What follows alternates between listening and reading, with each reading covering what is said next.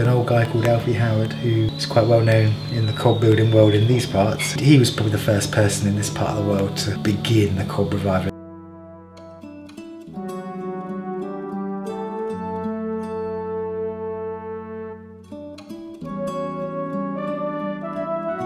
In 1936, they got a church wall, and over the years, the weather had put paint down.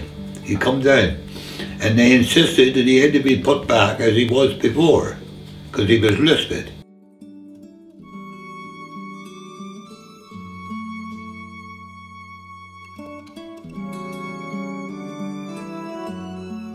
My father got a building business then, and they got hold of my father to do it. And he got my oldest brother and me up there doing it. And he taught us how to do it. Because he'd learned it from his father, that would be my grandpa, and that's how it's come to starting cob. That was in 1936. Well, it's the simplest thing of all. You'd be surprised what you can put up in a day. It really is. Well, see, that's all the 8 years ago, wasn't it? But treading cob, when it's got any big job on, I usually have make a pen and put 2 little bullocks in there. And get somebody to keep them walking, say, and they tread the cob.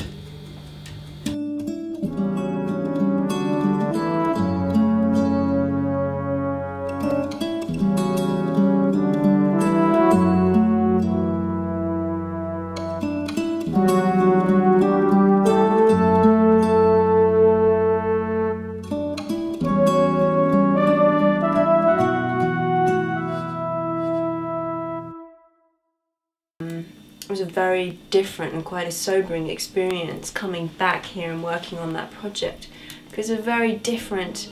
For a start, the method is different. You use a pitchfork, so you really don't get your hands in it, and it's a very different kind of. I would say in the States, it's in the way that we were taught. It's that very sort of tactile, touchy-feely.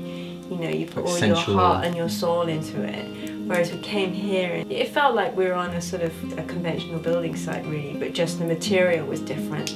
So the approach was still quite conventional and conservative. It was just a different material. I come from this history of tradition instead of from a new wave of a new movement. Let's use this as an eco-material.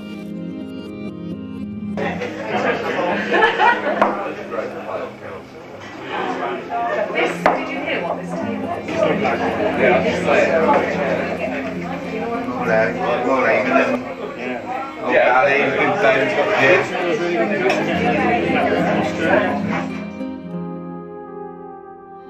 So we're literally, with a pitchfork, taking big scoops from the pile and placing it onto the wall and positioning it, scooping it, positioning it. So we're not actually using our hands, we're actually using a utensil, a tool, to actually pick it up and do that. We find that it's much quicker, but you don't have the same interaction that you normally would, you know, with actually picking it up with your hands and mixing it by your feet. You know, it's a different connection that you have with the material.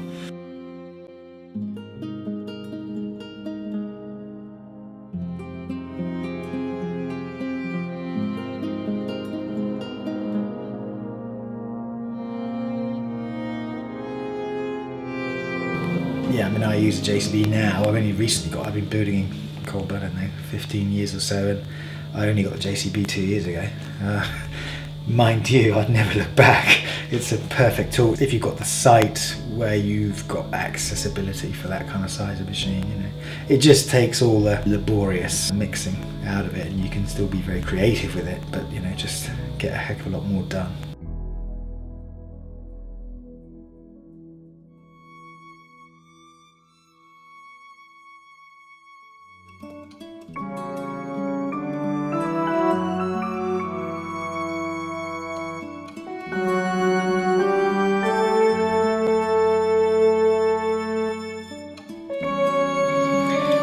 Well, this whole structure has been designed by an engineer, or at least, you know, I might have designed it, but he's checked it all. He's designed all the beam sizes.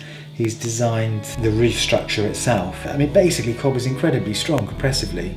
In terms of, say, a concrete block, it's about a third as strong as a standard concrete block. It's at least 1 Newton per square millimetre in terms of compressive strength.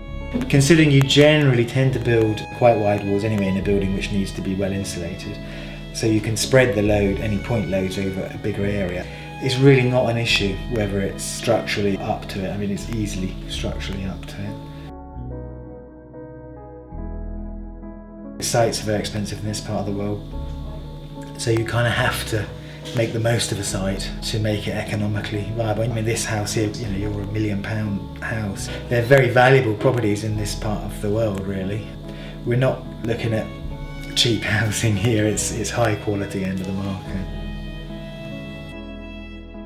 I come at it because I think it's just a great material to use, you know, and a more satisfying way to build.